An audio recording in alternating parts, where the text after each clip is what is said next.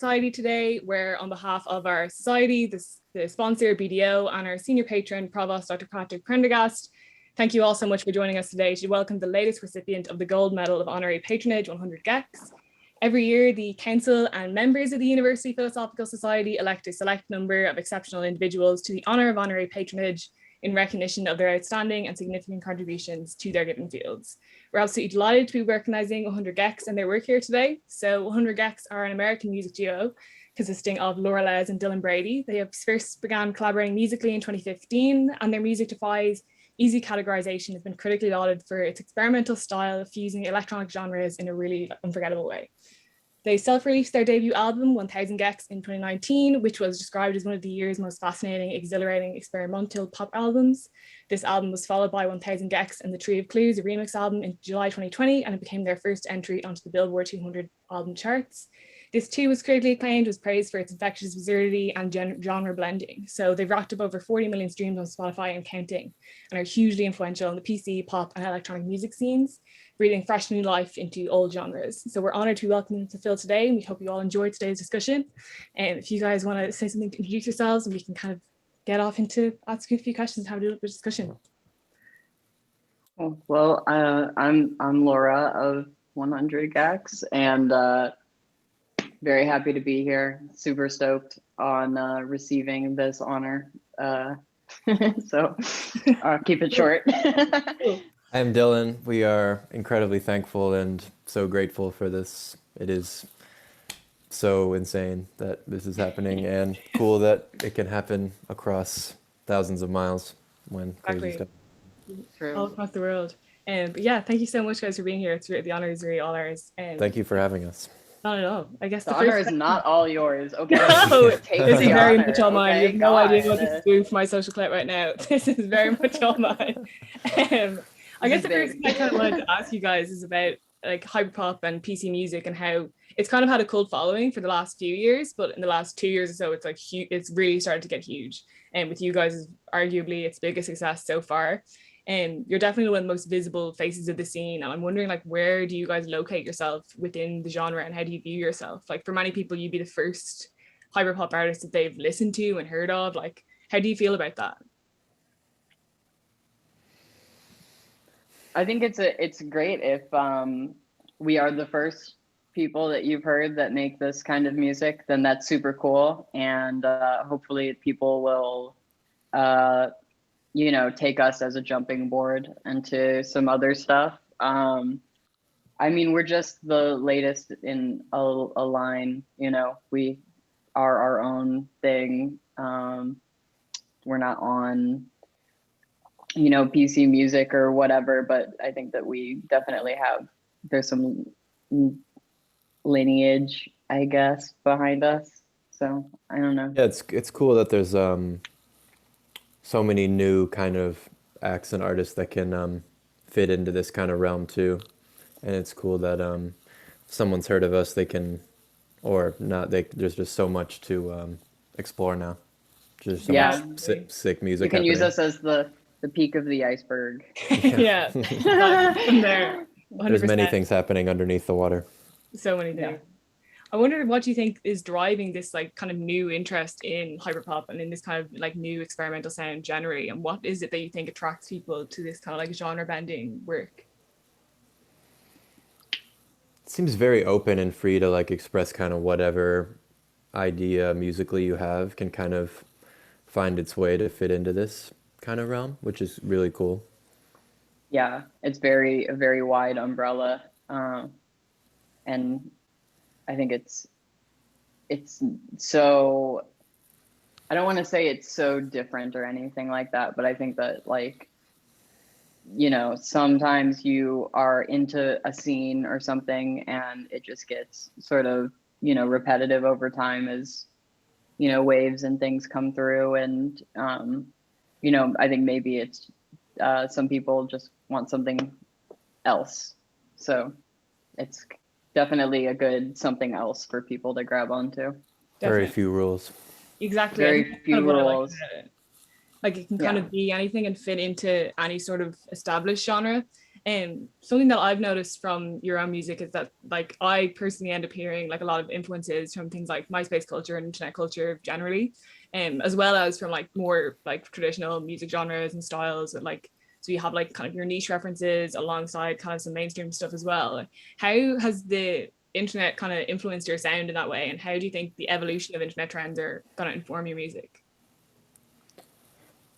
I think having like everything available all the time is so sick and still very new. Like when my mom was growing up, she wasn't able to like go through every genre that ever been conceived at like breakneck speeds and just go on YouTube music holes forever. And we can just like, I don't know, there's just so much sick shit available to us all the time. And like, Yeah, seriously, no, like, every day I'll just try to find a rabbit hole to go down or whatever. Like yesterday yeah, I was deep diving Pharrell, which You've got the isn't most that like, insane it's discography not it's ever. not Like, that deep, but like it's like very good I was production looking up this discography. like playlist of Pharrell, because I know the hits or whatever, but I was like, he's done so much. It was like a 36-hour long playlist yeah, of just stuff that he had produced. I was like, oh my God, Yeah. like, like he's done and something to forget what he's done. yeah, seriously. And you can just go and there it is. There's everything Pharrell's ever done. Yeah. You find it in like 2 seconds. Yeah, so I think that, we're the first generation to like kind of just be born into that, and I think that that's one reason that it's a thing, a Yeah. difference. There's I so don't think many it's going good to become songs. less. It's not going to become less of an impact on our lives, and so I doubt it'll become less of an impact in our music over time. Yeah, definitely. I think like so you guys mentioned something interesting there, but like obviously we have way more access to music, whereas before people would kind of be like they would be like pop heads or they'd be like punk heads or whatever because that was what they could afford to buy. So they Yeah. just kept buying what they knew they liked. Whereas now nobody's buying, you don't have to buy music, you can kind of access everything. Do you think we're Even kind of like the record store format is pretty yeah, limiting. right? Like it's not really happening as much. You can kind of listen to like as much as you want all the time. So people are listening to more. Do you think like because of that, we're moving into kind of like a post-genre era where like more people are more free to kind of play with traditional genres and you don't have to be like just one thing anymore? It definitely seems like that on like super mainstream stuff, like and the Hot 100, even that, like the most commercial realm is super not genre specific anymore. Like, Yeah, so I think 100%. it's definitely people don't really seem to care as much about that. Yeah, which is Yeah, good. I think it's more of arbitrary labels. Yeah. I think, I mean, as much as it always was, but now it's, serving less of a function, I guess. Like, Yeah, I think it, genres are cool for music discovery and stuff always, but it's not as limiting as it once was, it seems. yeah, Yeah, I definitely think it's a lot less rigid. Which like Hmm. Laura, like you talked before about how like hyperpop as a genre is still kind of in its infancy, and we're still kind of deciding like what is and what isn't hyperpop. And where right. do you guys see it going in the next like 5 to 10 years? Do you see it having continuing to have an influence on like mainstream pop music as a whole, and like to what extent? I see it going up and down. So I think that, the sounds, I mean, the top always co-ops the bottom anyway. So we'll see that start to happen more and more. I think, and then I think the bottom is going to go crazy. I think that Yeah.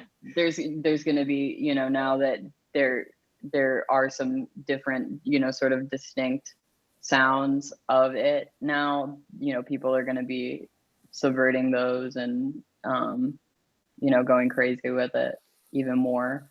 So For yeah, sure. I'm excited. I think 2020 was my favorite music year of all time. Yeah, so I'm hoping 2021 turns out to be that as well. Yeah, like there was an amazing like amount of like quarantine albums coming out where people were just really kind of throwing everything to wind, producing everything at home and just doing something like fresh, which is really fun. And Yeah, it's I want really, I mean, it's not easy to make, but it's so like just based around like you can everything that you need to make it, you can just like crack or you know, download online or Very something. accessible. So there's it's in a very accessible type of music to make. I mean, I guess partially because of how like widespread it is, or how wide of a net it is. But yeah, I mean, you can pretty much make it. However, it doesn't cost anything to post it on SoundCloud, and people will find it and listen to it. You know, I think that it's really only limited by imagination and, you know, what the things that have come out before it and stuff. So I think that it's ready to go crazy. Yeah, like it's definitely more democratic. Like I don't really see like hyperpop and this kind of music as like as a cult thing anymore. Like it's definitely kind of getting a lot bigger. But I wonder if you think like if it's gonna stay within the realms of like kind of like cult music that influences the mainstream, like you say, with like maybe like a watered down, more accessible version influencing like pop music, Hot 100 stuff, or do you think it has the potential to kind of grow into the mainstream, become like pop punk was in the 2000s or like EDM in the 2010s? I hope the second one for sure. Yeah, definitely. Yeah, I mean, I think the lines are more blurred than they used to be. Like, you know, there's a mainstream and a underground, I guess, but like everybody's putting, I mean, not everybody, but a lot of people are putting their stuff on streaming anyway, just through another, you know, really good device that's out is like DistroKid, or, you know, places where you can get your music up on streaming without having to like go through the whole like label process. So because of that, I think that, you know, you can get, you know, millions of streams just by throwing it up on a streaming service with one of those. You know, I mean, as far as like radio hits, I think that they're gonna scoop up, you know, they're gonna grab a lot of the sounds. I think it's already kind of happening, but I think it's gonna happen way more. Yeah, like it's definitely starting to trickle up, but I'm excited to see like what happens next. I think I think because there's a lot kind of going on with your music and how your music tends to influence others, like I think people tend to misunderstand them or mistakenly think that they're ironic, something that you guys have both been pretty vocal about defending. But I think this often happens to new artists, especially new pop artists, where anything different is presumed to be like a joke or too risky until proven otherwise. But over time, people come to like understand the work for what it was and what it was trying to do. How do you hope your work is going to be viewed in years to come, and what do you think can be done to dispel these kinds of like negative stereotypes about new genres and new kind of like experimental music? Hopefully people will think it's really, really, really good for years to The come. best. Yeah. And they want to like, listen to it even more as time goes on, streaming it always. The more I hear this, the more I have to listen to it. Exactly. Not an uncommon thing for people to say. No. What was the second part of your question? I think just like how do you think you could kind of work against these like negative sort of stereotypes of like I think you just have to go with your intentions. People are always going to think what they're going to think about it. Like we've said, our stuff isn't ironic a bunch, but people are exactly. I think like in time people will see that. I do think as well, like speaking of kind of internet trends and like how your work can become understood in that lens. Like Dylan, I know you were recently involved with Rebecca Black's Friday remix, which is like the most insane thing I've ever heard. Loved it. Appreciate it. And which must have been quite a daunting task because obviously everyone is so familiar with that and it's such a unique place in internet history. Like it's so often like it's so like referential. And what was your approach to this project and how did you feel about the final result? Of that song or the Gecs album? And that song specifically. I had like 3 versions and kind of put them all into one kind of. I had been listening to that song for like 10 years, so it was pretty hard to find something that felt right, I guess. But it was not easy to start that for sure. No, kind of similar to our Linkin Park remix, because like been listening to that song for fucking ever, and like how do you make that new and better? Like it's already so good. But just trying to have fun with it, I think, was the key takeaways of both.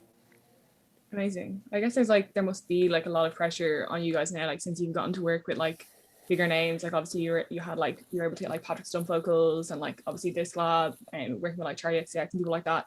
Do you start to feel like how is that pressure as you become more and more known across the world and like as more and more artists want to work with you? Like do you think that impacts your creative process? Do you think it makes it like more daunting to like sit down and work on a beat or to work on like production and stuff like that?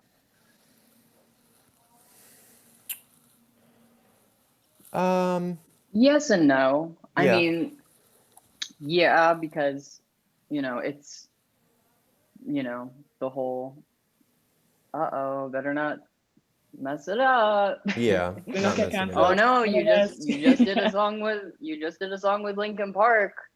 That next thing better not flop, Yeah, You're gonna lose subscriber. But yeah, I mean, we try to balance that with just remembering that the first album we made in our spare time. Like I would work on it after I came home from work. And like it's you can get way too in your head about it and be like, it's gonna suck, I'm gonna mess it up. But at the end of the day, I think it's just whatever comes next will come next, and just do our best and Have fun making tunes. have fun making tunes. Yeah. exactly. That's kind of what I thought. It definitely go in patches of like getting two in my head though, and then having to like zoom out and remembering just Yeah, like I think like have that's some You caught fucking me- fun with it. You caught me at a great time for that question, because I just got out of that. I just was like, for quite a while, being like, how are we going to execute the grand artistic vision this time around? Yeah. Oh Yeah. my God. It's like a weird kind of competitiveness. I think like which is happening a lot more in pop music as well, especially because of like the emergence of stan culture, where people are like pitting success against success, which is like weird and toxic. yeah, Probably not not as conclusive. not as much that I'd like to think we don't fall into that, but just as ourselves as artists, like, of course we want to do something, especially after everybody's like, oh, 1000 Gecs was so new and fresh and blah, and putting all these amazing praises on it, and you want to live up to that, and you don't want to have them be like, yeah, well, the second album wasn't It was all worse. that. It was actually worse. Yeah. So it's easy. I think it's easy to get sucked into that in your head, but Yeah. I don't think anyone's going to be bored by any Gecs release anytime soon though, so I think you guys will be okay. Hope not. We're having fun at least. Exactly. We're having a I think ball, yeah. that shows through the music as well. Like I think like critics and your fans love your work because of how unexpected it is. Like there's always so much blended together in like an unconventional way. How do you decide what to bring together in your music? Like is it trial and error? Do you know in advance what you want to mix and match? Like how do you maintain the sort of freshness? And how do you want to continue surprising your audience? Sorry, I think that's like 4 questions in it, like in one question, but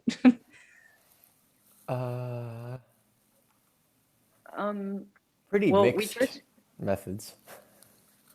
yeah, I think we'll sit there and we'll just be like, gotta do something. Gotta make a fucking song. Sorry, can I curse on this? yeah, you can get from this. It's fine. It's Don't okay. wanna gotta make a fucking song. What are we gonna do? All right, well, let's do this. Let's whatever. We're all gonna die anyway, so let's throw something in there and see what happens. And sometimes it works and sometimes it doesn't, and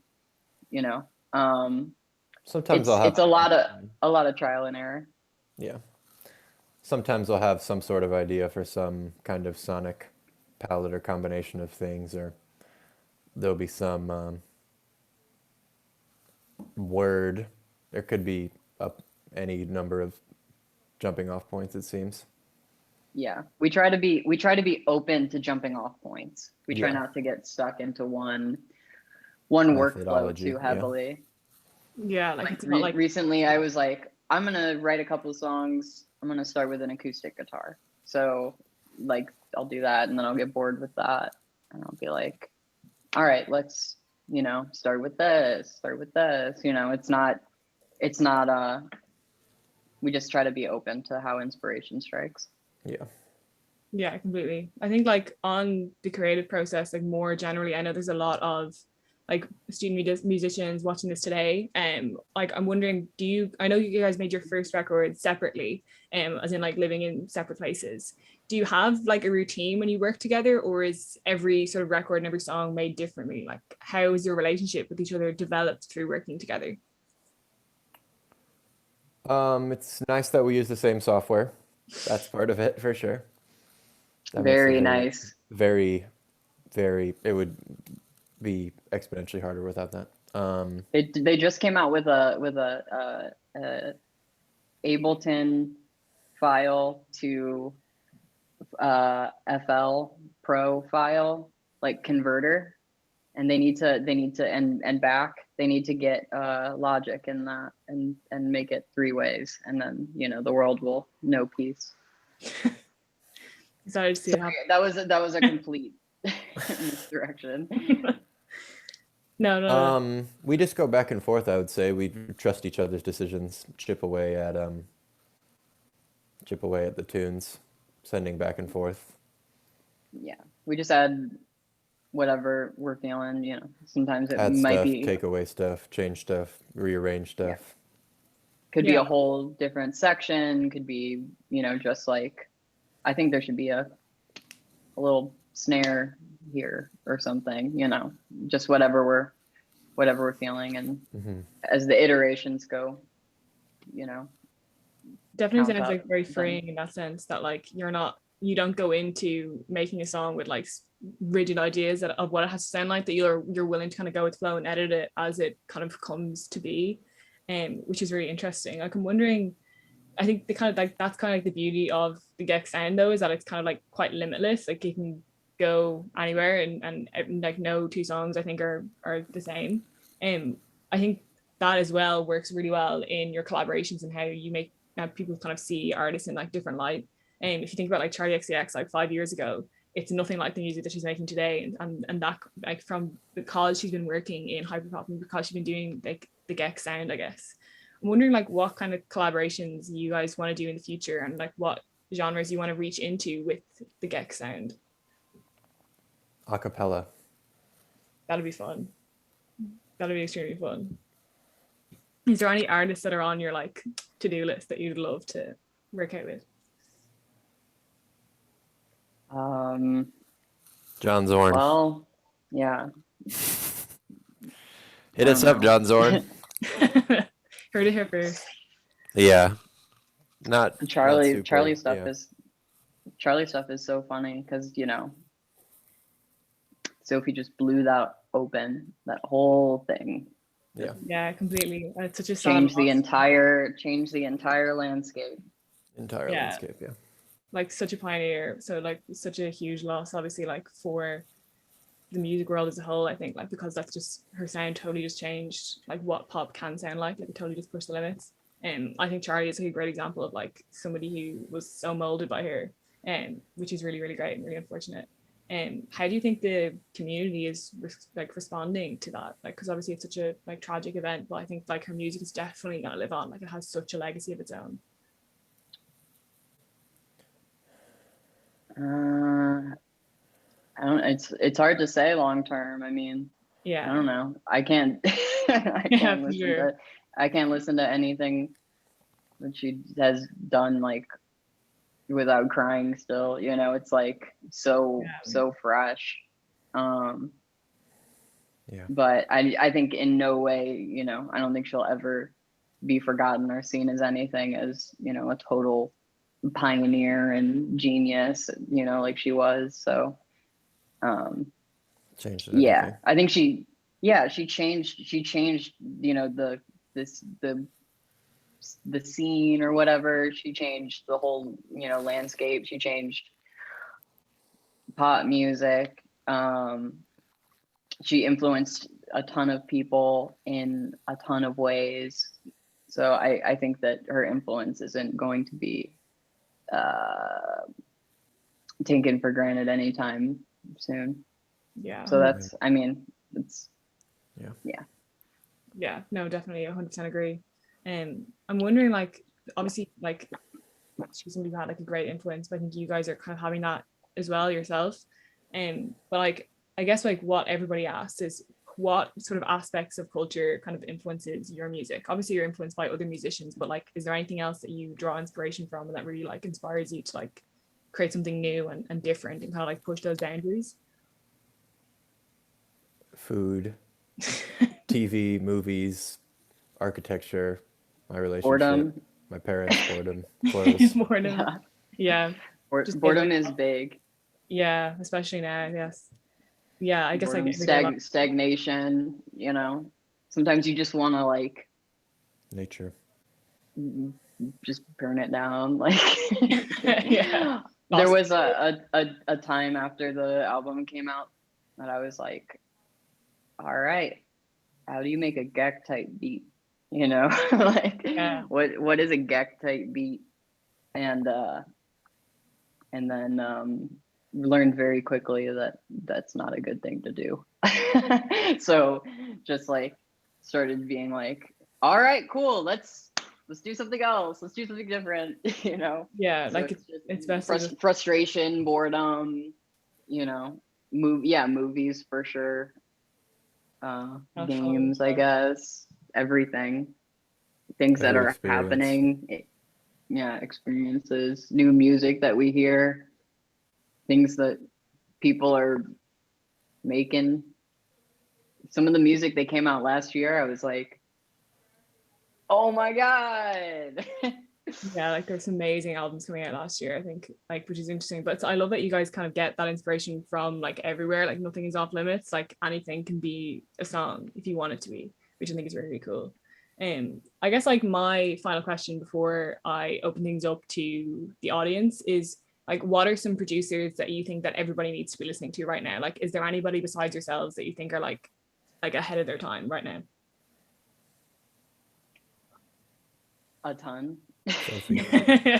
So Sophie, yeah, everybody should go listen through Sophie. Her whole discography. Alice Gas, doing great. Friend of mine.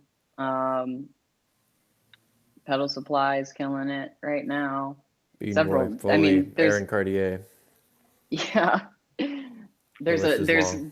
There's quite a list. I mean, go listen to the hyperpop playlist. Go listen to you know, we got a playlist. We put some old stuff, but we put some new stuff on it too. You know, I don't know. The list is definitely too long to like list out. You know, it's a whole following the rabbit hole world out there. Yeah. Huh? Use that as a starting point for the rabbit hole and just keep going from there. I could go on my Spotify and just tell you everything I've liked recently. Just keep going. I get the first question that I have from Pharrell. An interesting one. It's Pharrell, yeah, big time. They ask, did you enjoy the TikTok clout? Did you like the fact that some of your pieces reached like a really large audience that they may not have otherwise gone to? I love when our music reaches large audiences. Of course. Yeah, I think it's great. I'm like not on TikTok. I gotta like figure out what's good with TikTok. But I have heard that some of our songs have been pretty popular on TikTok, so happy with that. Yeah, of course we're happy with that. Yeah, definitely. These are kind of coming in from all sorts of different angles. So I think someone else asked, like, and production tips for beginners, like how do you make cool sounds? Like, how do you define what is cool to you? Get Splice. Get Splice, get Serum. I mean, you don't need Serum, but it's cool. Can make pretty pretty neat sounds on Serum. I mean, Ready-made sounds if are it's totally great though too. yeah, as long as it's making you feel Move. something, Yeah. yeah, if it's making you move, then it's good, and it's cool. You know, if you like it, it's cool. So True. That's it. yeah, I don't know, tips for beginners.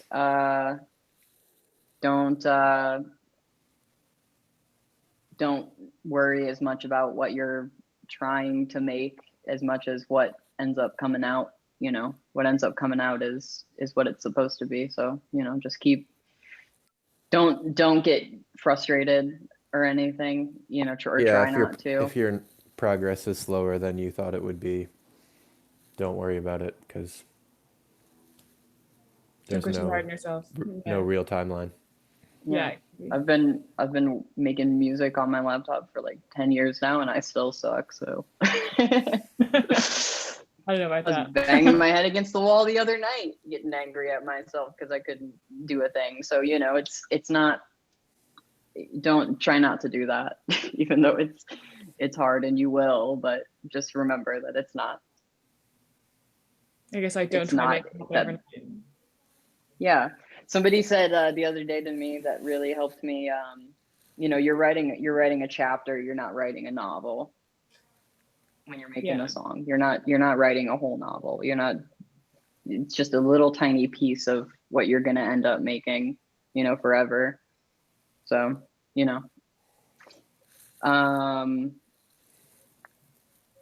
also I have mantras that I have to repeat to myself all the time. So yeah, don't worry about your grand ambition. Daniel Lopatin, or I shouldn't say that because I don't really know that, but like One Oh Tricks Point Never only releases an album like once every 2 years. Has helped me a lot. That is a great tidbit that I repeat to myself. And there was one more. I don't know. You're missing out on my last key piece. I forget. Just kind of go easier on yourself, I guess. Like, don't remember that it doesn't have to be amazing the first time. Just kind of keep going with it, I guess. Oh, you have not written you'll never have written your best song. You're always able to write a better song than you have. You've never, I feel like, especially when it's early, you're like, this is it. This is the best song I've ever written. And it's like, but it's not the best song you're going to write. You're always going to write a better song. Yeah, and like that kind of thing tends to paralyze musicians. Like, look at the Beach Boys or whatever, like being told that you've made your best work and then freaking out like that you can't make anything else after that. Yeah, don't listen to that. It's your best. If it's your best, then it's your best so far, you know. Yeah, 100%. There's all sorts of artists that have written, you know, like oh my god, this is crazy, this is the best, but like go on to make even crazier, even better stuff. So I don't know, I just wanted to say, because those are my mantras, and I never like have a good opportunity to dump them on people. Here's your chance. I think we have an interesting question here. Something that I love about the wider hyperpop genre, this person writes, is that there's a large number of LGBT artists in a really prominent way, something that I haven't really seen in other genres except maybe folk punk. What about hyperpop do you think lends itself so well to LGBT people, and what do you think it is about it that people identify so heavily with?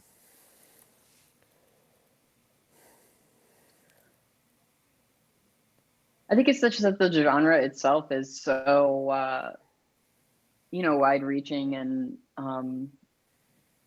you know, open to different perspectives and different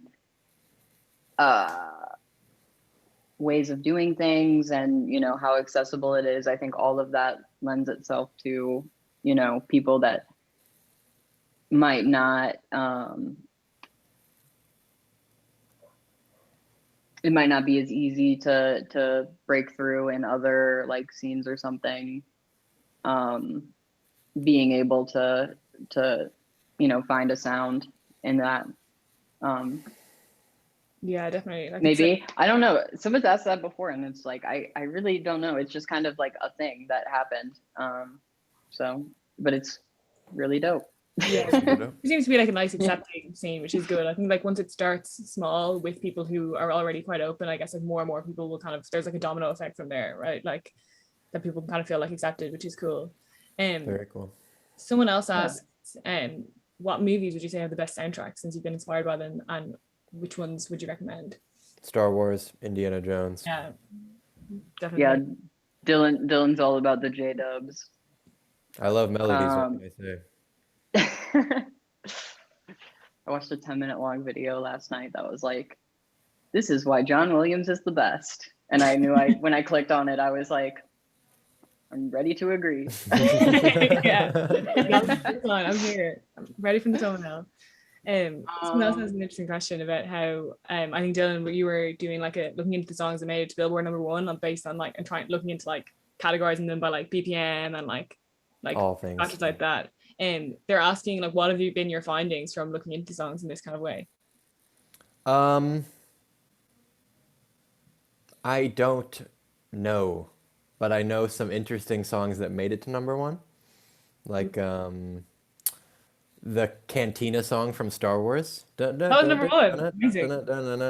That was a #1 Billboard song. Amazing. So fucking sick. Also, Don't Worry, Be Happy, first all vocal song to be #1. Cool. The more you know. There's only 2 now. What's the other one?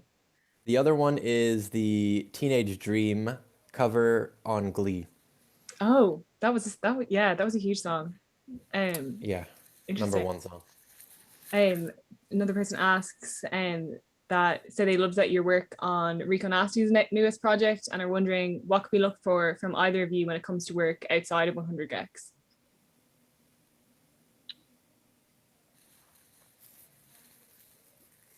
Some cool. really good songs. Yeah, there's some good stuff. Some good stuff in the pipeline. Mm-hmm. With artists that you may be familiar with. Such as, I know you're not gonna spoil it, are you? God loves a trier. Hard to say. Hard to say. You know, I don't remember. People are saying Taylor Swift in the Q&A bar right now. We will see. Time will tell. We'll see. And we have Greg Tizzle here asking if you could recommend some good Nightcore. Recommend some good Nightcore. Yeah, 100 Gecs. That's some good Nightcore. I don't know. That's such a broad question. Just like any good music 3-hour YouTube mix. Yeah, like literally the best. I feel like the best. If the question is to break in and get into Nightcore, you should listen to selections from the hyperpop playlist and also listen to like the 3-hour like classic Nightcore mixes on YouTube. Yeah, YouTube has heat. You find the 3-hour mixes from like 2007 to 2009. Those are the heaters, the big bangers. It's really good. The new ones are cool, but I feel like I like the classics, the classic tracks. Amazing. Well, I'm very excited to hear the new Greg Tisdale Nightcore album once he's done all this shit. That'll be fun. Someone else asks, are you going to release Hate Me, Love Me or any of the other songs from your Appleville set that they're a huge fan? Possibly. Have to wait and see. Possible. We will wait and see. Check out the new album to find out. Coming someday. Coming someday. Coming someday soon. Another question here is asking, who are your primary creative influences? Like, who would be like the baseline? Sophie, Skrillex, 3-hour-long Nightcore mixes. Aaron Cartier. Aaron Cartier. God, Aaron Cartier. God. Dylan.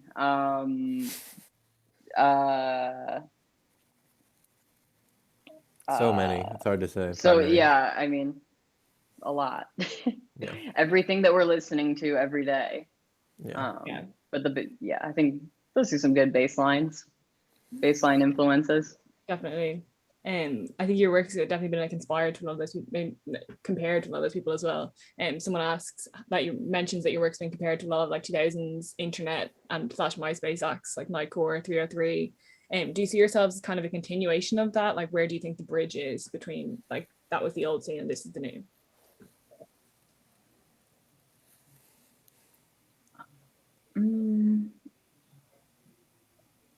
I don't know. I mean, new things happen all the time. I'm not listening to a lot of that stuff and being like, this sounds old, you know. I still feel like it still sounds good. Yeah, it's banging. Not to say old stuff is bad, but you know, I still think if I'm listening to like I don't know, a lot of those classic Nightcore tracks are just like banging incredibly hard. I mean, we just like good melodies, you know. Yeah. So you know, it doesn't take a ton to make it sound. If it's not going to sound dated to us if it's got a really really good melody. Yeah, exactly. I think a good song is a good song. Yeah, regardless of who made it or what genre it is, definitely like it's a good song, kind of lives on. The interesting question here is, I guess, like probably pretty relevant with COVID and everything. If there are any more Minecraft and online performances coming in the future to look forward to? I guess you guys are like ahead of the curve with that as well, like having done that prior to COVID starting and all that kind of stuff. Yeah, shout out to Open Pit for helping us do that. They're so good at putting on Minecraft stuff. I don't know. Maybe. It's not out of the question. It's not out of the question at all. Yeah, cool. We'd love to actually get out IRL and do some IRL shit though. when that's possible. Yeah. Yeah. I think it'll be more anticipation built for it though as well, which is good. And like in the meantime, like you will have built your audience so much that like you'll have these great venues and you'll have like more hype for the concerts, I think, which will be long term good. But yeah, short term not good. Not everything will work out. But in the meantime, we don't know 100%. Maybe. Yeah, definitely. I think we'll take 2 more questions and then I'll let you guys go. One comes in asking, what was your favorite song that you guys have put out so far or that you have yet to put out? Or like, do you think you've made like your favorite Gecs song yet? That is hard to say. I don't know. It changes all the time. Right now I'm liking Monix a lot. Unreal. Money Machine, pretty good one. Money Machine's a great one. Go check that out if y'all haven't heard it. You know what? I'll tell you what my favorites are. I really love 745 Sticky. I love Money Machine. Ringtone is really good.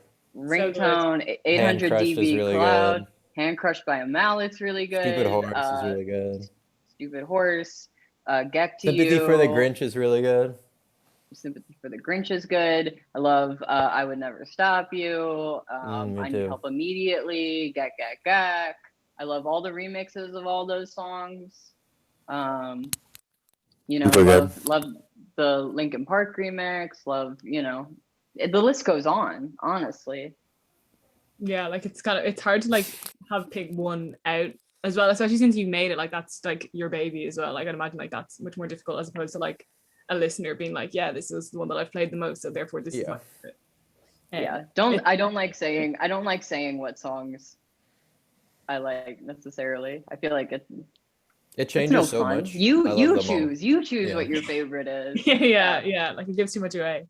Another interesting question here. Would you recommend learning music theory to those who want to produce, or just kind of go into it like with your laptop and an open mind? But both. Yeah, either way. It depends what you want out of it, I guess.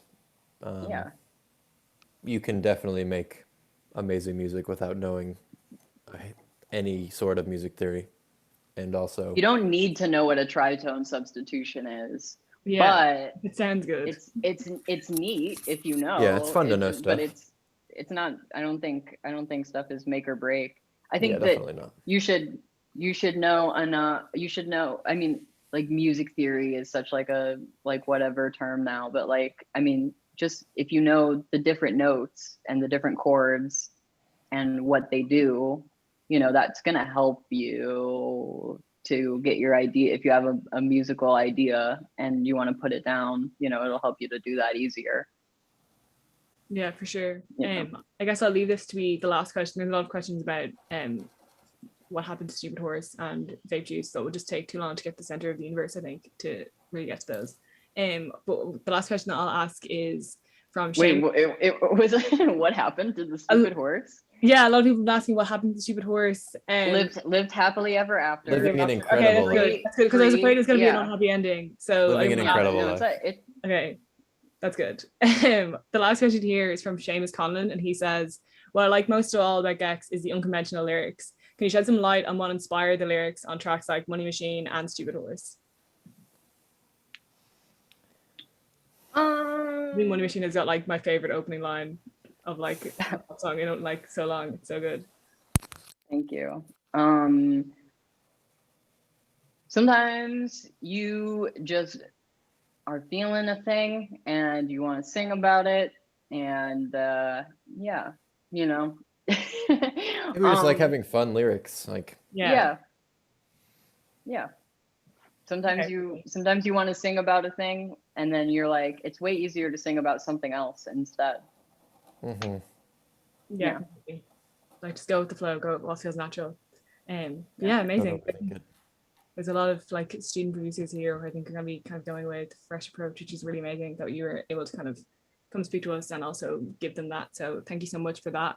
But also thank you so much for this January. Like we're so happy to have somebody come to the Phil who's like genuinely like at the cutting edge of something new, as opposed to somebody who has like had a career. It's really exciting to be kind of like here with somebody who's doing something new and exciting like in the now. So that's like a real very honor. kind words. Yeah, very kind words. Thank you. No, thanks for having us. This was really fun. So happy to be here. We're honored to be getting this, and you know, we're psyched. So thank you. Feeling is mutual, and we hope to see you in Dublin at some point soon. So you're welcome anytime. Come by, and we hope to be there. Yeah, amazing. Come through the show. Yeah, that's love you, Gecs. You rock. So I think that kind of echoes the sentiment from all the people who are here. So thank you so much, guys. Yeah. And thanks, y'all. See you soon. Stay safe with COVID. Yes. Stay safe. Thank you. You too. Well. Bye, guys. Bye.